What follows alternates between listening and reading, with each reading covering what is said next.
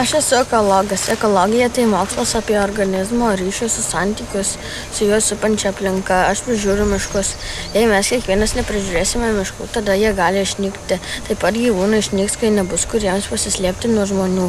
Jei norim, kad miškai būtų švarūs ir neužteršti, mes turim rinkti šiukšles ir mesti jas į tam tikras šiukšliadėžes. Ir vat Lukas minėjo, kad miškas tai yra kaip sudėtinga ekosistema. Tai yra nieko nėra gamtoje nereikalingo, viskas yra tarpusavėje susiję. Tai ir tie pūvantys medžiai yra labai reikalingi, nes juose apsigyvena įvairūs skaidytojai, tai skruzdėlės, įvairūs vabzdžiai, kuriais minta kiti paukščiai. O paukščiais tuo tarpu minta dar kažkas iš aukščiau, kiti gyvūnai. Ir taip mišką galima apibūdinti kaip labai sudėtingą ekosistemą, kurią sudaro ir medžiai, ir gyvūnai. Jei teršime aplink mišką, tai kas jam gali atsitikti? Gali tiesiog išnykti kai kurios augalų ir gyvūnų rūšis. Taip ir dabar, kai ūkyje naudojama labai daug trąšų, pesticidų, pasikeičia ir vandens sudėtis, pH, dar nesimokė. Tai gali išnykti, vandens sudėtis netinka ir augalas tiesiog migruoja kažkur į kitas vietas arba išnyksta.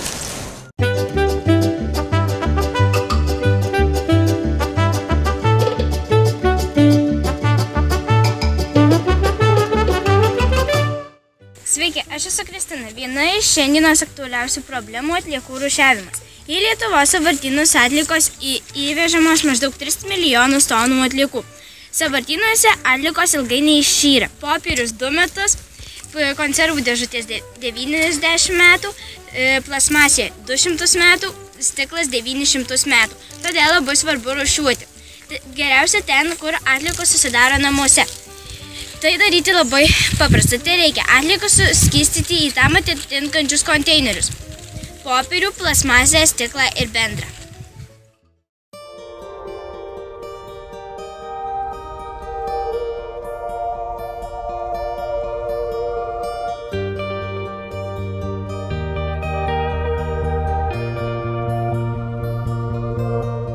Užterštas vanduo pasaulyje yra pagrindinė problema. Geriamasis vanduo sudaro tik apie 3% visų vandens telkinių. Dėl vandens netausojimo ir cheminio užteršumo švaraus vandens vis mažėja. Kyla grėsmė ne tik gamtai, bet ir žmogaus sveikatai. Užterštas vanduo turi arba per mažai deguonies, arba per daug priemaišų ir negali palaikyti gyvybės. Pagrindiniai vandens teršalai yra nevalytos atliekos, trąšos, naftos plovikliai, pramonės atliekos. Kiekvienas esame atsakingai už gamtos teršimą. Norėčiau duoti keletą patarimų, kaip galima mažinti užteršumą. Automobiliai plauti tik plovykloje, kad purvas ir plovikliai nepatektų į žemę. Soduose ir daržuose naudoti tik natūralias trąšas. Piktažoles naikinti ir jas išraunant, o esant būtybei chemikalus naudoti taupiai. Nešiukšlinti ir neteršti šalia esant rinkinių.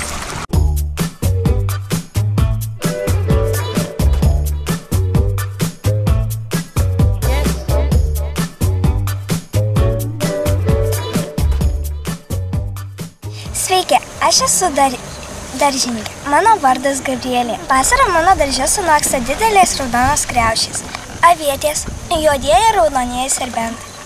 O vasaros pabaigoje sunoksta obuoliai, kriaušės, slyvos. Mano mėgstamiausias uogos yra braškės ir avietės, todėl norėčiau jums apie jas papasakoti. Braškė tai daugiametis augalas priklausantis žemuogių ir braškių genčiai.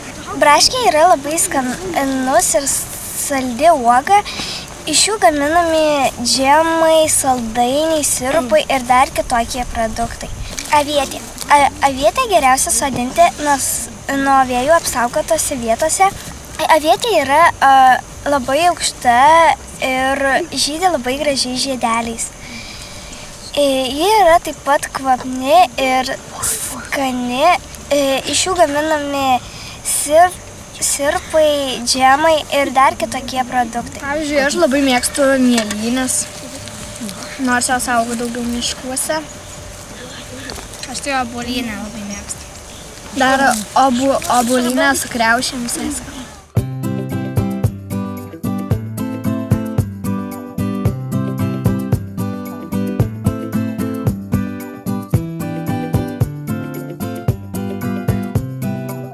Bitė giminingos vapsvoms. Bičių medų nešančių bičių tėvynė dabartinė Afganistano teritorija. Bičių šeima labai didelė, ją sudaro patinai, darbininkės bitės, motinėlė.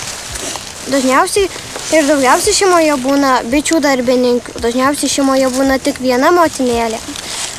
Bitininko darbas labai sunkus, bet įdomus.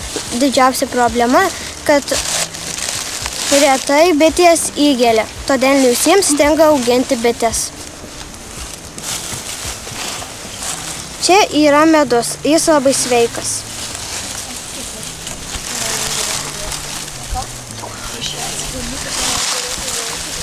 Čia yra bičių korys, iš jo daromos žvakės. O ar bitė, kai įgelia ar numiršta? Taip. Žiūrint kokiam žmogui, Jeigu alergiškas, tai tada miršta, jeigu ne. Ne, iš tikrųjų po įkandimo gali ir žmogus, ir bitė numirti. Va, teisingai pastebėjo, jeigu žmogus labai alergiškas, tai pasitaiko netgi ir žmonių mirčių, o bitė taip numiršta.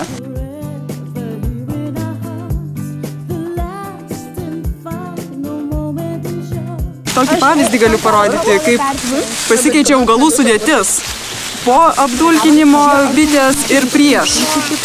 Kol būna neapdulkintas bitės, pradeda žydėti, tai žiedas būna rožinės spalvos. Bitė apsilanko ant žiedo, pasikeičia augalo sulčių sudėtis, iš rūgščių tampa šarminės ir žiedas pamėlynuoja. Matot? Tas pats būna ir su žibutėm.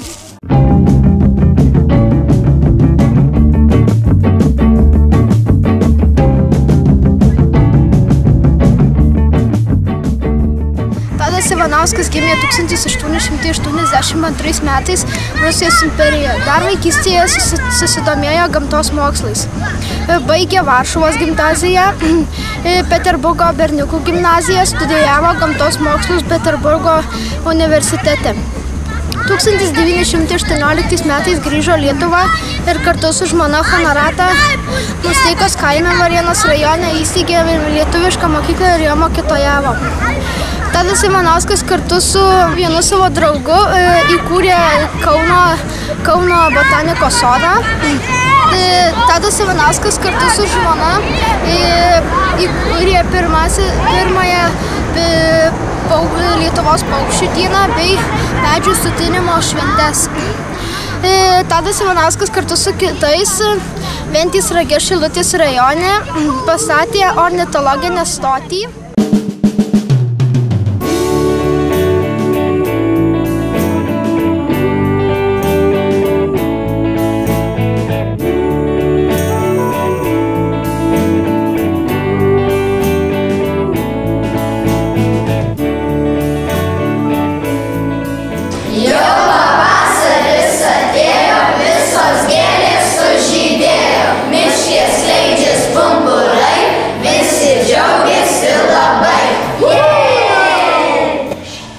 Apelsinmedis. Aš jį užauginau iš mažos sėklelės, kurią radau apelsine.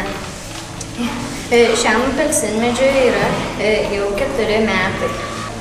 Vairuolė drėkina ir gaivina orą ir apsaugo nuo kenksmingų medžiagų, pavyzdžiui, nuo cigarečių dūmų. Tai yra lazdelinė karpažolė. Jos tėvynė yra Pietų Afrika. Jos pieniškos sultys yra labai nuodingos. Aš ją laistau žiemą labai nedažnai, o vasarą truputį dažniau. Tai yra orchidėja. Ši gėlė yra paslaptinga, grakšti, liekni. Ši gėlė labai gražiai žydi.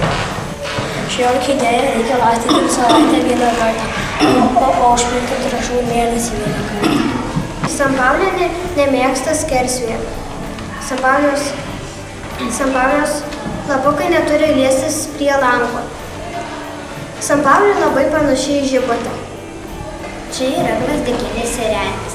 Jis dar tik auga. Jo gimtinė yra Amerikoje. Plačiai auginama kaip dekoratyvinė gėlė. Iš jos žiedų gaunami dažai. Dėl savo aštraus kvapo atbaido visokius kenkėjus ir amarus skruzdėles. Tai yra vaistinis augalas. Kaktusų savo stiebe laiko vandenį.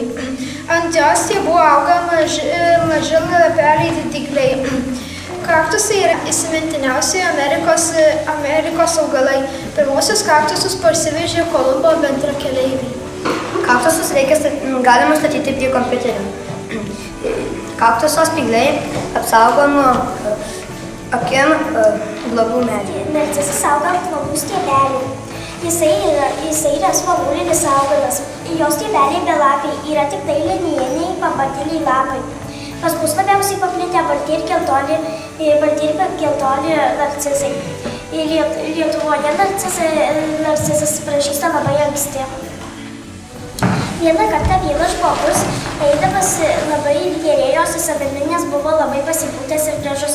Jis žiūrėjo į vandenį ir į veidrodį, kad matytų savo atspindį. Bet dievai ant jo labai supyko ir pavertė jį narcizu. Todėl jis dabar kelia galvą arba į šoną, arba žemyn, kad žiūrėtų arba į veidrodį, arba į vandenį. Pomidorą galima sėti pavasarį. Žinoma, kada nori, žiūrint, kur sėsi. Pomidoras yra ryškiai raudonos spalvos, bet pirmiau žydi. Jis žydi ir iš jo pasidaro mažas žalias obuoliukas. Tuomet jis auga, noksta ir noksta. Pasidaro ryškiai raudonas pomidoras. Tai yra raudonosios paprikos daigelis. Paprikos yra įvairių rūšių. Spalvos būna geltona, žalia. Taip pat yra įvairių dydžių. Papriką paprasta prižiūrėti, joms reikia drėgmės kiekvieną dieną laistant. Ir kai paprika paaugo maždaug 20-25 cm, ją persodinti į šiltnamį. O štai čia žiūrėkit, Tomas atvežė kokių sėklų gražių. Ar atspėsit, kieno čia? Pipirnė, taip, čia yra sėjamosios pipirnės sėklos. Atsparios šalčiai auginamos lysvėse ir indelyje ant palangės ant sutrekintos vatos ištisus metus. Lapeliuose daug B, C ir kitų vitaminų. Maistui naudojami švieži lapeliai ant sumuštinių, salotose, mišrainėse, padažuose. Tai mažiausiai reiklus prieskoninis augalas. Ir po kelis sėklelės visi pasisiekit, po to tiesiog paberkit ir truputėlį po to įspausim. Labai greitai užauga, išdėksim. Jeigu netruks nei saulės, nei drėgmės, tai užaugs per 2-3 dienas.